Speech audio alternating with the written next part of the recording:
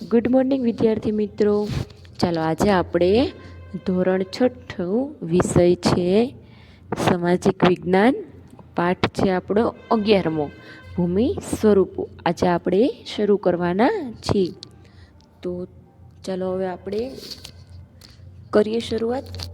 ભૂમિ સ્વરૂપો શું છે અને ભૂમિ એટલે શું? તો કે જમીન. અને જમીનમાં પણ અલગ શું કે છે એના સ્વરૂપો હોય છે, એટલે કે પ્રકારો હોય છે. તો આપણે આમાં જોવાના છે. પૃથ્વીના પોપડાની અંદર સમયાંતરે હલનચલન થતું હોય છે. તે જમીનના સ્વરૂપો રચે છે અને બદલે છે. આવો અનુભવ પણ આપણને ભૂકંપના આંચકાઓ દ્વારા, તો કે જ્વાળામુખી કે સુનામી જેવી ઘટનાઓ દ્વારા થાય છે. શું કે છે? પૃથ્વીના પોપડાની અંદર, પૃથ્વી છે એના પોપડાની અંદર પણ શું થાય? તો કે સમયાંતરે એટલે શું? કે અમુક વાર હલનચલન થતું હોય છે. અને તે જમીનનો રચે છે, અલગ સ્વરૂપો રચે છે. એમાંથી અલગ સ્વરૂપો રચાય છે અને એના બદલે આવો અનુભવ આપણને ભૂકંપના આંચકાઓ દ્વારા થાય છે. આપણને અનુભવ કેમ થાય? તો આખી જમીન હલનચલન થતી હોય તો આપણે પૃથ્વી પર રહી છીએ, અને પૃથ્વીના પોપડાની અંદર જો હલનચલન થતું હોય તો આપણને અનુભવ કેના દ્વારા થાય? તો કે ભૂકંપ આવે ને એના દ્વારા આપણને એનો અનુભવ થાય છે, કે અથવા જ્વાળામુખી છે, સુનામી છે, એવા બધા અલગ ઘટકો. અને આ બધા એના શું થઈ ગયા? સ્વરૂપો થઈ ગયા. આવા હલનચલનથી ક્યાંક પર્વતો, ઉચ્ચ પ્રદેશ અને ફાટખીણની રચના થાય છે. શેની રચના થાય? તો કે ઊંચા પર્વતોની ફાટખીણ એટલે કેવી? તો કે એક સાઈડ શું હોય? પર્વતો ઊંચા હોય, વચ્ચે રસ્તા હોય, અને એક સાઈડ સાવ ખીણ હોય, તેવી રચના જોવા મળે છે. આવી ક્યાં જોવા મળે? તો કે ઊંચા જે રસ્તા હોય, ધારો કે પાવાગઢ છે, આપણે ગુજરાતમાં લઈ લઈએ. પાવાગઢ છે ત્યાં ઉપર આપણે જવાનું હોય તો ત્યાં શું છે? તો એકદમ ખીણ જ છે, ઊંડી. પછી છે ચોટીલા, પછી છે બીજા રાજ્યમાં આપણે જોઈએ તો સાપુતારા છે મહારાષ્ટ્રમાં. આવા અલગ સ્થાનો છે ત્યાં આવી રીતના થાય છે. એ ઉપરાંત નદી, હિમનદી, પર્વત, સમુદ્રના હલનચલનથી ક્યાંક પર્વતો, પછી છે મોજા જેવા કુદરતી બળના લીધે ધોવાણ અને નિક્ષેપણ ક્રિયા દ્વારા કાંપના મેદાનો, ખીણો અને કોતરની રચના થાય છે. અને પછી શેની થાય? તો કે મેં હમણાં તમને વાત કરી ને, એક સાઈડ નદી હોય તો એમાં શું હોય? તો કે નીચે નદી ખીણ હોય તો ત્યાં નદીઓ મોટી જોવા મળતી હોય. હિમનદી એટલે કેવી? તો કે જે ઉપરથી ઝરણા જેમ વહેતી હોય ને બધું પાણી નદીમાં આવતું હોય, એવી હિમનદી છે. પછી અલગ આવા કુદરતી બળના લીધે ધોવાણ એટલે બધું સાફ થઈ જતું હોય. નિક્ષેપણ ક્રિયા દ્વારા કાંપના મેદાનો, ખીણો અને એવા કોતરોની રચના થાય છે. પૃથ્વીની સપાટી અમુક ભાગ ચોક્કસ ઊંચાઈ, ઢોળાવ અને આકાર પ્રાપ્ત કરે ત્યારે તેને ભૂમિ સ્વરૂપ કહેવામાં આવે છે. કેવા? તો કે અમુક એવાના ચોક્કસ ઊંચાઈવાળા ભાગ હોય, ઢોળાવવાળા, એવા આકાર પ્રાપ્ત થાય અને તે શું બને? તો કે ભૂમિ સ્વરૂપનો ભાગ બને છે. ચાલો આપણે એના પ્રકારો જોઈ લઈએ. પ્રદેશની ઊંચાઈ પ્રમાણે જમીન ભાગોને પર્વત, ઉચ્ચ પ્રદેશ, મેદાન વગેરે નામથી ઓળખવામાં આવે છે. જો આ રીતે પહેલાં શું હોય? તો કે સમુદ્ર સપાટી, ટાપુ, મેદાન, ઉચ્ચ પ્રદેશ, ખીણ અને પર્વત. તો આ રીતે પહેલાં સમુદ્ર સપાટી હોય એકદમ, પછી એમાંથી તો કે ટાપુ થાય. ટાપુ એની ઉપર આવે. પહેલાં સમુદ્ર સપાટી એટલે એની ઉપર આમ ના હોય, પણ શું હોય? તો કે ધારો કે તમે એક પગથિયું ચડ્યા તો પાણી તો ઉપર રહેવાનું નથી, એટલે શું હોય? નીચે આખો સમુદ્ર હંમેશા કેવો? નીચે જ હોય, જમીનની ઉપર, એકદમ ઉપર ન હોય. પર્વત ઉપર જોઈએ તમે સમુદ્ર હોય? ના હોય. પછી એની ઉપર આવે ટાપુ એટલે કેવું? તો કે મોટા પર્વતો જેવો વિસ્તાર હોય, એમાંથી પાણી ઉપર હોય, એવું કહેવાય, એને ટાપુ કહેવાય.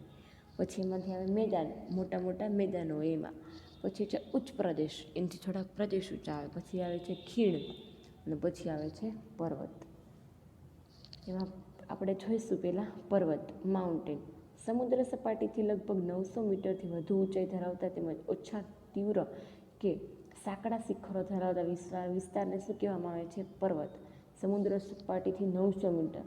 જો આ પર્વત કેટલા દૂર છે અને સમુદ્ર સપાટી એનું અંતર કેટલું છે? લગભગ 900 મીટર સુધીનું અંતર જોવા મળે છે. આવા વિસ્તારને પર્વત કહેવામાં આવે છે.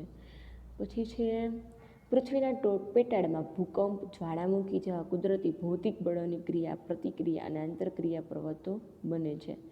પર્વતોના ઉદ્ભવ અને વિકાસમાં એકથી વધુ ક્રિયાઓ અને બળોની અસર જોવા મળે છે. તેથી પર્વતો તેના વિવિધ પાસાઓના સંદર્ભમાં એકબીજાથી અલગ જોવા મળે છે. શું છે તો કે પૃથ્વીના પેટાળમાં ભૂકંપ, જ્વાળામુખી જેવા કુદરતી ભૌતિક બળોની ક્રિયા પ્રતિક્રિયા થાય અને આંતરક્રિયાઓ પર્વતો બને છે. આંતરક્રિયા એટલે કે બહારથી બનેલા હોય છે અને પ્રતિક્રિયા એટલે એમાં બનેલા હોય છે. અને આ રીતે તેનો વિકાસ થાય અને એકથી વધુ ક્રિયાઓ અને બળોની અસર જોવા મળે છે. તેથી પર્વતનો તેના વિવિધ પાસાઓના સંદર્ભમાં એકબીજાથી અલગ હોય છે. પછી છે પર્વતોનું વર્ગીકરણ. નિર્માણ ક્રિયાના આધારે પર્વતોને 4 વિભાગમાં વહેંચવામાં આવે છે. કયા કયા પર્વતો? કે ગેડ પર્વત, ખંડ પર્વત, જ્વાળામુખી પર્વત અને અવિષ્ટ પર્વત. પેલો જોઈએ આપણે ગેડ પર્વત. મોટાભાગે સમુદ્ર તળિયાનો પ્રદેશ કે જળાશયોને તળિયે એકત્ર થયેલા નિક્ષેપમાં બંને બાજુથી દબાણ આવતી કરચલીઓ એટલે કે ગેડ પર્વત. તેમાં ઉદ્વર્ણાંકટ આપણે શિખર તરીકે અને અધો વળાંકને ખીણ તળેટી સ્વરૂપે જોઈએ છીએ. ચલો, ગેડ પર્વત કેવું હોય?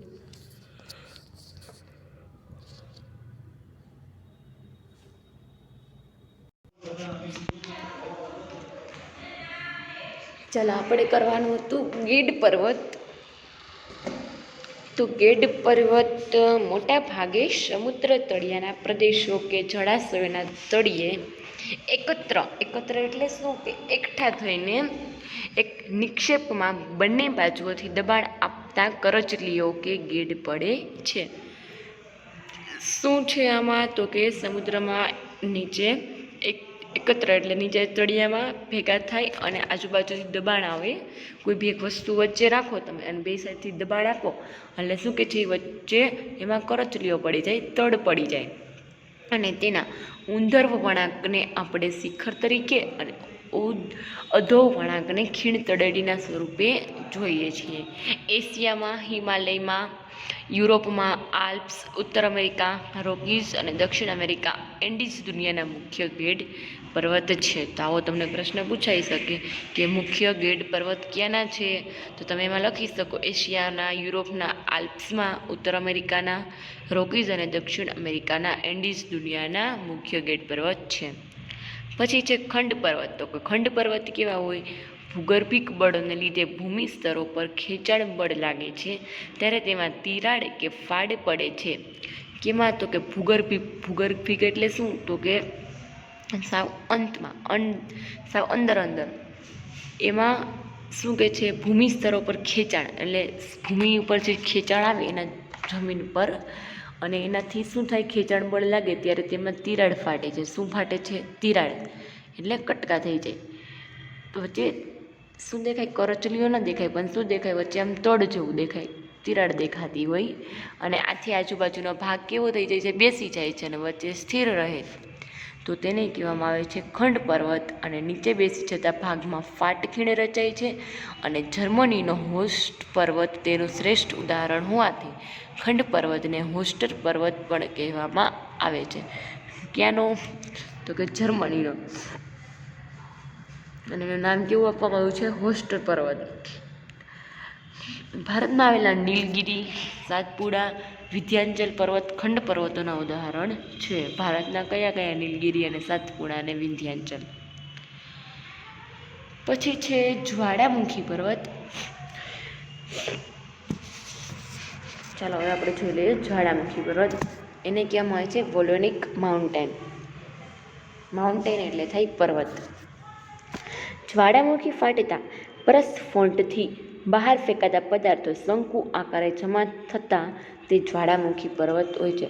પ્રસ્ફોટિત એટલે શું? તો કે આગળ ધારો કે પર્વત કેવો આકારનો હોય? તો કે ત્રિકોણ આકારનો હોય અને એની ઉપર જે ગોળાકાર દેખાય ને, જો સાવ ઉપર ટોકરી ઉપર, એ શું કહે છે? એમાં એ અંદરનો પર્વત છે એમાંથી શું કહે છે? પદાર્થો બહાર નીકળે અને ત્યાંથી ઉપરથી ફૂટી જાય અને તેને કહેવામાં આવે એટલે કે જ્વાળામુખી પર્વત. જો હું તમને એક બતાવું ડ્રો કરીને, જ્વાળામુખી પર્વત કઈ રીતનો હોય તો કે જો આ તમે જોઈ શકો છો.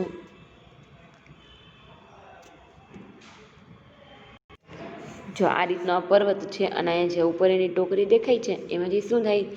બ્લાસ્ટ થાય. બધું શું કહે છે? બહાર આ પર્વતમાંથી જે પદાર્થો બહાર આવે અને આમાંથી જે બ્લાસ્ટ થાય તો આને કહેવાય, શું કહેવાય? આ જે બ્લાસ્ટ થાય છે અને એને શું કહેવામાં આવે? તો કે જ્વાળામુખી પર્વત. તો સમજાઈ ગયું તમને જ્વાળામુખી પર્વતનું ઉદાહરણ. પછી છે અવિષ્ટિત પર્વત એટલે કે રેસિડ્યુઅલ માઉન્ટેન. એમાં શું હોય તો કે ઘસારાના કુદરતી બળો સામે ટકી રહેતા શેષ ભાગોમાંથી અવિષ્ટ પર્વત બને છે.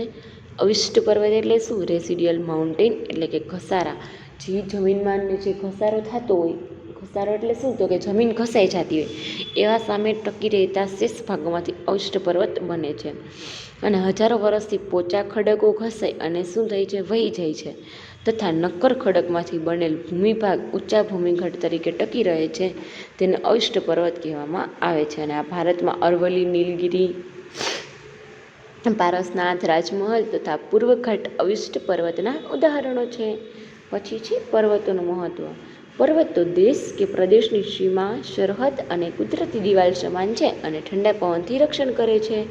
પર્વતોનું મહત્વ શું છે તો કે પર્વતો આપણને ઊંચી સરહદ એટલે કે સીમા ને એવું બધું હોય ત્યાં આપણને કુદરતી દિવાલ એટલે કે ભગવાન દ્વારા મળેલી દિવાલો તરીકે આપણું રક્ષણ કરે છે ઠંડીથી.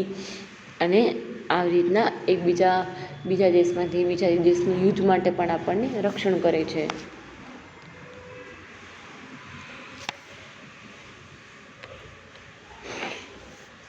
ભેજવાળા પવનોને રોકીને વરસાદ આપે છે. પર્વતો નદીઓના ઉદ્ગમ સ્થાન છે. તેમાંથી નીકળતી નદીઓ દ્વારા ફળદ્રુપ મેદાનો નિર્માણ પામે છે.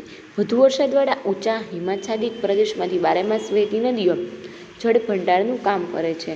કે જે ભેજવાળા પવનો રોકી વધારે શું આપે છે? વરસાદ આપે છે. અને પર્વતોને નદીઓનું ઉદ્ગમ સ્થાન ગણાય. ઉદ્ગમ સ્થાન એટલે કેવું? મહત્વનું સ્થાન ગણાય છે. અને તેમાંથી નીકળતી નદીઓ દ્વારા ફળદ્રુપ એટલે કેવી તો કે જે ખેતીમાં જે ખેતી થતી હોય ને જેમાંથી એને કહેવાય ફળદ્રુપ જમીનોનું મેદાનોનું નિર્માણ. અને આ રીતે વધુ વરસાદથી ઊંચા હિમાચ્છાદિત પ્રદેશોમાંથી બારેમાસ શું વહેતી નદીઓ જળ ભંડારનું કામ કરે છે. એટલે બારેમાસ પાણી મળ્યું જ રહે. આપણો આખો ભંડાર આપણે કહીએ ને આપણો અન્નનો ભંડાર ખૂટતો જ નથી એવી રીતના પણ આ બારેમાસ જે નદીનું પાણી વહેતું હોય એટલે પાણી ખૂટે જ નહીં. અને જળ વિદ્યુત ઉત્પન્ન કરવા માટે તે જરૂરી છે. ઉપરાંત પર્વતો જંગલ સંપત્તિ, ખનિજ સંપત્તિ અને કેવી પ્રાણી સંપત્તિ ભંડાર છે. પ્રવાસના ઉદ્યોગો, ચલચિત્ર ઉદ્યોગ તથા પર્વતારોહક માટે પર્વતોનો આશીર્વાદ રૂપ છે. વિશ્વની કુલ વસ્તીના 10મા ભાગની વસ્તી માટેનું રહેઠાણ સ્થાન. તેનું શ્રેષ્ઠ ઉદાહરણ મેક્સિકો અને બગોટા છે. તો આપણે જોઈ લઈએ. આપ તમને શું આપેલું છે? ક્રમ, વિકસિત શહેરો અને દેશ અને તેની ઊંચાઈ કેટલી છે પર્વતોની તે આપેલું છે. મેક્સિકોની 2300 મીટર, ક્વિટો એનો દેશ છે. આ શહેરનું નામ છે અને આ દેશનું નામ છે ઇક્વેડોર. એની છે 23,386 મીટર. પછી છે બગોટા અને એનો દેશ છે કોલંબિયા. એની ઊંચાઈ છે 2,625 મીટર. પછી છે લેહ ભારત, એમાં 3500 મીટર. લાસાની એટલે કે તિબેટ એની 3,520 મીટર. લાપાસા દેશ છે બોલિવિયા અને એની ઊંચાઈ છે 3,640 મીટર. પછી છે ઉચ્ચ પ્રદેશ એટલે કે પ્લેટિયમ. સમુદ્રમાંથી આશરે 180 મીટરથી વધુ ઊંચાઈ ધરાવતા ટોચ ઉપરથી પ્રમાણમાં પહોળા અને સપાટ ભૂમિભાગને શું કહેવામાં આવે છે? ઉચ્ચ પ્રદેશ. ઉચ્ચ પ્રદેશનું વર્ગીકરણ. ભૌગોલિક સ્થાન અને સંરચનાના આધારે ઉચ્ચ પ્રદેશોને 3 ભાગમાં વહેંચી શકાય છે. કયા છે તો કે આંતરીય ઉચ્ચ પ્રદેશ, પર્વત પ્રાંતીય ઉચ્ચ પ્રદેશ અને ખંડીય ઉચ્ચ પ્રદેશ. ત્યાં પેલું આપણે જોઈ લઈએ આંતરીય ઉચ્ચ પ્રદેશ, ઇન્ટર માઉન્ટેન પ્લેટિયમ. તો ચારે બાજુથી ઊંચી પર્વતવાળીઓથી પૂર્ણ રીતે કે આંશિક રીતે, પૂર્ણ એટલે કે આખી રીતે, અધૂરું નહીં કે અહીંયા સુધી છે પર્વતની ક્ષમતા અને પછી પૂર્ણ થઈ જાય છે. આખું ગોળ જે રાઉન્ડ હોય એ કેમ આપણે આખું પૂર્ણ જ કરી તે આંશિક અથવા પૂર્ણ એટલે આખું ભરેલું ઘેરાયેલું ભૂમિ ભાગને આંતરીય પર્વત ઉચ્ચ પ્રદેશ કહેવામાં આવે છે. તિબેટના ઉચ્ચ પ્રદેશ અને મોંગોલિયાનો ઉચ્ચ પ્રદેશ તેના ઉદાહરણો છે. પછી છે પર્વત પ્રાંતીય ઉચ્ચ પ્રદેશ, પાયડમોન્ટ પ્લેટિયમ. પર્વતની તળેટીમાં એક તરફથી સીધો ઢોળાવો ધરાવતા પ્રદેશને પર્વત પ્રાંતીય ઉચ્ચ પ્રદેશ કહેવામાં આવે છે. પેન્ટાગોનિયા અમેરિકા, પિંડમોન્ટ યુએસ, દક્ષિણ અમેરિકા, પિંડમોન્ટ યુએસ અને ભારત માળવાનો ઉચ્ચ પ્રદેશ તેનું શ્રેષ્ઠ ઉદાહરણ છે. જો પર્વત પ્રાંતીય પ્રદેશ કઈ રીતનો હોય? આ હોય પહેલાં સીધો હોય, પછી તેના ઉપર ઢોળાવાળા ઉચ્ચ પ્રદેશો જોવા મળતા હોય તે. પછી છે ખંડીય ઉચ્ચ પ્રદેશ એટલે કે કોન્ટિનેન્ટલ પ્લેટિયમ ઉચ્ચ પ્રદેશ એટલે પ્લેટિયમ અને ખંડીયને કહેવાય કોન્ટિનેન્ટલ. ભૂગર્ભિક હલનચલનથી ઉચકાયેલા ભૂમિભાગ પર લાવાનો શું છે સ્તર ખૂબ ઊંચાઈ છે અને સુધી ઠરવાથી ખંડીય ઉચ્ચ પ્રદેશનું નિર્માણ થાય છે. શું કે છે ભૂગર્ભિક એટલે મેં હમણાં તમને વાત કરી ને સાવંદરનો ભાગ, અને અહીંયાથી હલનચલનથી ઉચકાયેલા ભૂમિભાગને મોટા ભૂમિભાગ પર લાવવાનો સ્તર કેવો હોય છે, એકદમ ઊંચો હોય છે ઉપર લાવવા માટે, અને ખૂબ ઊંચાઈ સુધી ઠરવાથી ખૂબ ઊંચાઈ સુધી પહોંચવામાં તેને શું કહેવામાં આવે છે, ખંડીય ઉચ્ચ પ્રદેશનું નિર્માણ થાય છે. ભારતમાં મહારાષ્ટ્રનો લાવાનો ઉચ્ચ પ્રદેશ, બ્રાઝિલનો કેવો ઉચ્ચ પ્રદેશ, પછી અરબસ્તાનનો ઉચ્ચ પ્રદેશ, સ્પેનનો ગ્રીનલેન્ડ, એન્ટાર્કટિકનો અરબસ્તાન પર ઉચ્ચ પ્રદેશ જેના ઉદાહરણો છે. ઉચ્ચ પ્રદેશનું મહત્વ. ઉચ્ચ પ્રદેશ લાવવાની ફળદ્રુપતા જમીન હોય તે કપાસની ખેતી માટે અનુકૂળ બને છે. પ્રાચીન નક્કર ખડકના ઉચ્ચ પ્રદેશમાંથી લોખંડ, મેગ્નેશિયમ, સોનું જેવી કિંમતી ખનિજો મળે છે. શું કહે છે આનું મહત્વ શું છે, તો કે ઉચ્ચ પ્રદેશ લાવવાની ફળદ્રુપતા કેવી હોય છે, જમીન તે કપાસની હમણાં તમને કીધું ને આ ફળદ્રુપ જમીન કઈ રીતે કામ આવે, તો કે ખેતીવાડીની બધી હોય એમાં આ ફળદ્રુપ જમીન અનુકૂળ હોય છે. તો ખેતીમાં પછી અલગ અલગ પદાર્થો મળ્યા છે, કયા તો કે કિંમતી લોખંડ છે, મેગ્નેશિયમ છે, સોનું. અને જેમ કે ભારતનો છોટા નાગપુરનો ઉચ્ચ પ્રદેશ, આ ઉચ્ચ પ્રદેશના ઢોળાવો પશુપાલન માટે ખૂબ જ કેવા હોય છે, મહત્ત્વના. પ્રવાસના અને ફિલ્મ શૂટિંગ માટે પણ કેવા હોય છે, ઉપયોગી હોય છે. અમુક તમે જોયા હોય પિક્ચર, તેમાં પણ શું હોય તો કે આવા પ્રદેશો હોય અલગ અલગ, તે લોકો અહીંયા ફિલ્મ શૂટિંગ કરતા હોય, આ રીતે પણ આ ઉપયોગી થઈ જ શકે છે. પછી છે મેદાન. સમુદ્રથી સપાટીથી 180 મીટરથી ઓછી ઊંચાઈએ આવેલા સમતલ કે સપાટ ભૂમિભાગને શું કહેવામાં આવે છે, મેદાન તરીકે ઓળખવામાં આવે છે. દુનિયાના મોટાભાગના મેદાનો નદીઓ દ્વારા ઠલવાયેલા માટીમાંથી નિર્માણ પામ્યા છે. શેમાંથી, તો કે નદીઓ છે એમાં ઠલવાયેલા, એટલે પાણી બધું એમાં આવે નદીઓમાં, અને એમાંથી માટીમાં નિર્માણ પામ્યા છે, એટલે માટીમાંથી ઉત્પન્ન થયા છે. નદીઓ સિવાય કેટલાક મેદાનોનું નિર્માણ પવન, જ્વાળામુખી અને હિમનદીઓ દ્વારા પણ થાય છે. પછી છે મેદાનોનું વર્ગીકરણ. નિર્માણના આધારે મેદાનોનું વર્ગીકરણ આ પ્રમાણે કરી શકાય છે. કિનારાના મેદાન એટલે કે સંરચનાત્મક મેદાન, ઘસારણના મેદાન અને નિક્ષેપણના મેદાન. કિનારાના મેદાન. કિનારાના મેદાનમાં શું છે, કોસ્ટલ પ્લેન અથવા શું કહેવામાં આવે છે તેને, કન્સ્ટ્રક્ટિવ પ્લેન. તો આ મેદાનોનું નિર્માણ મુખ્યત્વે સમુદ્ર કિનારા એટલે શું કે કિનારે જ કરવામાં આવતું હોય તેવું, એટલે કે પૃથ્વીના ભૂગર્ભિક હિલચાલનને કારણે સમુદ્ર કિનારે નજીકોના ખંડીય છાછલીનો ભૂમિભાગ ઉચકાય ત્યારે બનતા મેદાનને સંરચનાત્મક મેદાન કહેવામાં આવે છે. ક્યાં, તો કે મુખ્યત્વે સમુદ્ર કિનારે પૃથ્વીના ભૂગર્ભિક એટલે કે અંદરથી હિલચાલના લીધે એટલે હલનચલનના કારણે સમુદ્ર કિનારે નજીકમાં સમુદ્ર છે આગળ શું કહેતો હોય એનો કિનારો હોય ત્યાં જ ખંડીય છાછલીનો ભૂમિભાગ, ખંડીય છાછલી અંદરનો ભૂમિભાગ શું ઉપર ઉચકાય અને ત્યારે બનતો મેદાન કહેવામાં આવે છે. આ મેદાન મોટે ભાગે ભૂમિખંડના કિનારે જોવા મળે છે. મેક્સિકોનો અખાતના કિનારે ફેલાયેલા સંયુક્ત રાજ્ય અમેરિકા દક્ષિણ પૂર્વ આવેલું મેદાન તેનું ઉદાહરણ છે. જમીનના તળિયે ખસાવાના કારણે પણ આવા મેદાનનું નિર્માણ થાય છે, અને ઓસ્ટ્રેલિયાનું મધ્યનું મેદાન આ પ્રકારનું નિર્માણ પામ્યું છે. પછી છે ઘસારણના મેદાન એટલે કે એરોશનલ પ્લેન. પૃથ્વીની સપાટી પર સતત ઘસારણની પ્રક્રિયા ચાલતી રહે છે, જેનાથી લાંબે ગાળે પર્વતોનું શું તથા ઉચ્ચ પ્રદેશો નદી, પવન અને હિમનદી જેવા પરિબળો દ્વારા ઘસાય અને મેદાન બને છે. આવા મેદાન સંપૂર્ણપણે સપાટ બનતા નથી. નક્કર ખડકોની ટેકરીઓ વચ્ચે વચ્ચે જોવા મળે છે. ઉત્તર કેનેડા અને પશ્ચિમ સાઇબિરિયાની મેદાન ઘસારણથી નિર્માણ પામ્યા છે, અને ઘસારણ દ્વારા બનેલ મેદાનોને પેની પ્લેન પણ કહેવામાં આવે છે. ચાલો, પૃથ્વીની સપાટી પર શું થાય, સતત ઘસારણની પ્રક્રિયા તો ચાલતી જ હોય. શું કે છે, આપણે વાહન ચાલતા હોય, પછી શું ચાલતું હોય, મોટા મોટા બુલડોઝર છે કે એવા મોટા મોટા વ્હીકલ ચાલતા હોય, એવું બધું ચાલતું હોય, તો જમીન ઉપર શું થાય છે, ઘસારો થાય છે, અને આ લાંબે ગાળે પર્વતો તથા ઉચ્ચ પ્રદેશો નદી, પવન અને હિમનદી જેવા પરિબળો દ્વારા ઘસાય અને શું બની જાય છે, એક મેદાન બની જાય છે. અને આ રીતે સંપૂર્ણપણે સપાટ બનતા નથી. સપાટ ન બને કારણ કે અમુક વાહનોના એવા વ્હીલ હોય તો શું હોય તો કે ખડબચડા હોય છે, રફ હોય સાવ, તો એ સપાટ એકદમ બનતો નથી અને નકર ખડકોની ટેકરીઓ વચ્ચે વચ્ચે જોવા મળે છે.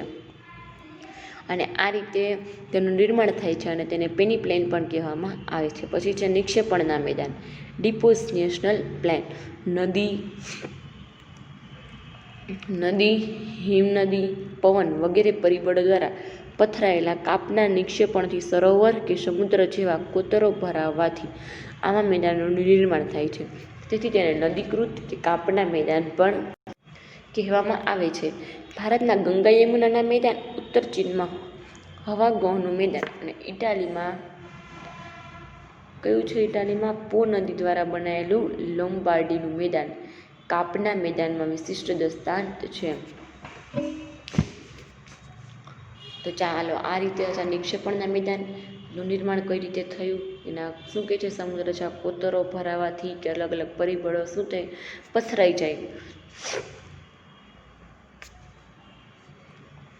અને તેથી તે નદીકૃત કાપના મેદાન પણ કહેવામાં આવે છે. નદીકૃત એટલે શું કે નદી જેવા વિસ્તારો જોવા મળે અને એમાંથી કાપ, એનો અલગ અલગ કાપ તમે જોઈ હશો, જે માટીવાળું હોય ને, માટીનો ભાગ એને કહેવાય કાપ. અને આવા ભારતમાં ગંગા યમુનાના મેદાન, ઉત્તર ચીનના હવાગોહનું મેદાન, ઇટાલીમાં પો નદી દ્વારા બનેલું લોમ્બાર્ડીનું મેદાન કાપના મેદાનમાં વિશિષ્ટ દૃષ્ટાંત છે. જ્યારે મેદાનોનું નિર્માણ સરોવરમાં કાપના નિક્ષેપણથી થાય છે ત્યારે તે સરોવરના મેદાન બની જાય છે. ઓલું કેમ થયું હતું? નદીમાં થયું હતું. નદીમાં એટલે કે નીચે છે જમીનમાં ભાગ હોય એ એકદમ માટીવાળો હોય, ઉપર પાણી હોય એ રીતનું. અને આવું જો સરોવરમાં જોવા મળે તો કેવું ગણાય? તેને સરોવરનું મેદાન. અને કાશ્મીરની ખીણો ભારતના સરોવરનું મેદાન ઉદાહરણ છે. કઈ ખીણો? તો કે કાશ્મીરની. મેદાનોનું મહત્વ. માનવ વસાહત અને વ્યાપાર વાણિજ્યના સ્થળો ફળદ્રુપ મેદાનોમાં સ્થપાય છે અને સપાટ મેદાનો સડક માર્ગ અને રેલમાર્ગ માટે ઉપયોગી પુરવાર થાય છે. કહે તો કે આપણે માનવ ચાહતો અને વ્યાપાર વાણિજ્યના સ્થાનો માટે કેવું છે? ફળદ્રુપ મેદાનોમાંથી સ્થપાય છે. ફળદ્રુપ કેમ? તો કે આપણે માનવને જો જીવવા માટે ખોરાક તો જોઈએ જ છે. જો ફળદ્રુપ એટલે કે ખેતી ન હોય તો આપણે ખોરાક શું રાંધીને ખાત? તો ખાલી રોટલી ઘઉંમાંથી બને, તો ઘઉં જ ન હોય તો આપણે જમશું, ચોખા છે, બધું ફળદ્રુપ એટલે બધું ખેતીમાં જતાય. જો ખેતી ન હોય તો આપણે કાંઈ કરી શકીએ નહીં. જીવન આપણું કેટલું છે? મુશ્કેલ જીવવું છે. ખાવા માટે બીજું કાંઈ ઓપ્શન આપણી પાસે રહે જ નહીં. એટલે વ્યાપાર માટે, અને વ્યાપાર એટલે શું? તો કે માણસો ઘઉં છે, અનાજ છે, બધું વેચીને પોતાનું ઘર ચલાવતા હોય છે. ખેતી કરતા હોય એ લોકો શું કરે? ઘઉં વેચી દેતા હોય, બહાર મોકલાવે, બીજા દેશમાં જતા હોય, બીજા દેશમાં આયાત નિકાસ કરતા હોય આ રીતે. અને એમાંથી શું કહે છે? મહત્ત્વનો ભાગ ગણે છે. અને સડક માર્ગ એટલે કે રસ્તા વચ્ચે આમ મેદાન રેલ માર્ગ માટે ઉપયોગી પુરાવાના છે. ગીચ વસ્તી ધરાવતા શહેરો મેદાનોમાં આવેલા છે. ફળદ્રુપ જમીન એટલે કે ખેત ઉત્પાદન માટે વધુ ઉપયોગી છે. મેં કીધું તમને આગળ હમણાં કીધું ને, ફળદ્રુપ જમીન કેમ આવે? તો કે ખેતી માટે જ ઉપયોગી હોય. કારણ કે ફળદ્રુપ જમીન માટીવાળી હોય તો એ બધી ખેતી માટે જ ઉપયોગી હોય. હમણાં મેં તમને આગળ કીધું એ જ રીતે અનાજનું ઉદાહરણ આપ્યું એ જ. ખેત પેદાશો ઉદ્યોગો માટે કાચો માલ પૂરો પાડે છે. પછી છે ઉપસાગર એટલે કે બે. સામાન્ય રીતે મહાસાગરના જળભાગનો આંશિક ભાગ એટલે કે ઉપસાગર. સામાન્ય રીતે મહાસાગરો મોટા મોટા હોય, એમાં જળનો જે ભાગ હોય એને આંશિક એટલે કેવો? પૂરો ભાગ ઉપસાગર ગણાય છે. જે ફરતેની આંશિક એટલે આખો કોર્નરવાળો ભાગ, પૂરો આખો કોર્નરવાળો ભાગ ફરતે જમીનથી ખુલ્લા વિશાળ સરોવર જેવા આકારો ધારણ કરે છે. અને ઉપસાગરો વિશાળ અને નાના કદના હોય છે. અને ભારતમાં બંગાળનો ઉપસાગર તેનું કેવું છે? શ્રેષ્ઠ ઉદાહરણ છે. પછી છે અખાત એટલે ગુલ્ફ. જ્યારે કોઈ જળ વિસ્તારની 3 બાજુથી ભૂમિથી ઘેરાયેલા હોય તેને શું કહેવામાં આવે છે? અખાત. ઉદાહરણ તરીકે ખંભાતનો અખાત અને કચ્છનો અખાત. કેવો? તો કે 3 બાજુથી ભૂમિથી ઘેરાયેલો હોય એટલે કે જમીનથી ઘેરાયેલો હોય તેને અખાત કહેવામાં આવે છે. આ છે ખંભાતનો અખાત, કચ્છનો અખાત પણ છે. પછી છે ભૂશીર એટલે કે ભૂશીર એટલે ભૂમિના લંબાત્મક છેડો જે જળભાગમાં ફેલાયેલો હોય છે તે એટલે જે જમીનનો છેડો છે હંમેશા જો નીચે જમીન છે એની ઉપર પાણી, તે 2 છેડા અડેલા હોય ને તો જ એમાં પાણી રહી શકે. નીચે જમીનનો ભાગ આવે એને ટેકોણે, તો આવા ફેલાયેલા ભાગને કહેવામાં આવે છે ભૂશીર. અને જેને સમુદ્ર રેખા તરીકેની સંજ્ઞા પણ અપાય છે. આવ્યું ને પાણીનું સમુદ્રનું આપી શકે છે. દાખલા તરીકે કન્યાકુમારી ભારત અને Cape of Good Hope Africa. ભારતનું કન્યાકુમારી અને આફ્રિકાનું કેપ ઓફ ગુડ હોપ. પછી છે ટાપુ ઇસલેન્ડ. જે ભૂમિભાગ ચારે બાજુથી જળ વિસ્તારથી ઘેરાયેલો હોય તેને શું કહેવામાં આવે છે? ટાપુ તરીકે ઓળખવામાં આવે છે. ભૂમિભાગ એટલે જમીનથી જે ચારે ભાગે જળ વિસ્તાર છે એટલે કે પાણીથી ઘેરાયેલો હોય તેને કહેવામાં આવે છે ટાપુ. તમે જોયું હશે કે આપણે ઉદાહરણ તમને એક દઉં કે જે આ જુનાગઢ છે અહીંયા તમે જેલા જોયા હશે કુંડ જોયા છે, એમાં શું હોય તો કે ચોરસ હોય, ચારે સાઈડથી જમીને શું કે એને માટીથી એને ચણી લીધો હોય અને અંદર શું હોય તો કે પાણી, એને કહેવામાં આવે ટાપુ. લક્ષદ્વીપ, અંદમાન, નિકોબાર, શંખોબાર, જો આવ્યામાં દ્વારકા, બેટ દ્વારકા તમે પણ આવું જોઈ શકો છો. પિરોટન, નના બેટ અને પિરામિડ શિયાળ બેટ વગેરે છે. પછી છે ખીણ વેલી. પર્વતો હારમાળા વચ્ચે આવેલા નીચાણવાળા ભાગો એટલે પર્વતોની હારમાળા એટલે કે એમ હાર પહેરેલા હોય એવું લાગે પર્વતોની નીચે વચ્ચે આવેલા નીચાણવાળા ભાગને શું કહેવામાં આવે છે? ગીડ પર્વતો અને ખંડ પર્વતોનું નિર્માણ વખતે તથા નદી હિમનદીના ઘસારણના કાર્યના પરિમાણને ખીણોની રચના થાય છે. દાખલા તરીકે કશ્મીરની ખીણ. પછી છે સામુદ્રધાની સ્ટ્રેન. બે જળ વિસ્તારોને જોડતી સાંકડી જળપટ્ટીને સામુદ્રધાની કહેવામાં આવે છે. કઈ વસ્તુ એટલે કે બે પાણીની જોડતી કડીને સાંકડી. ઉદાહરણ તરીકે ભારત અને શ્રીલંકા વચ્ચે આવેલી પાલકની સામુદ્રધુની. આવો તમને પ્રશ્ન પણ પૂછાઈ શકે. ભારત અને શ્રીલંકા વચ્ચે આવેલી કઈ સામુદ્રધુની છે તો કે પાલકની. પછી સંયોગી ભૂમિ ઇનથમ્સ. જે બે જળ વિસ્તારોને અલગ કરતી સાંકડી ભૂમિપટ્ટીને સંયોગી ભૂમિ કહેવાય છે. ઓલી કઈ હતી? જોડે અને આ અલગ કરતી કડીને કઈ કહેવામાં આવે? સંયોગી ભૂમિ. ઉદાહરણ પન્નામા એટલે કે ઉત્તર અને દક્ષિણ અમેરિકા ખંડ વચ્ચે. પછી દ્વીપકલ્પ એટલે કે પેનિન્સ્યુલા.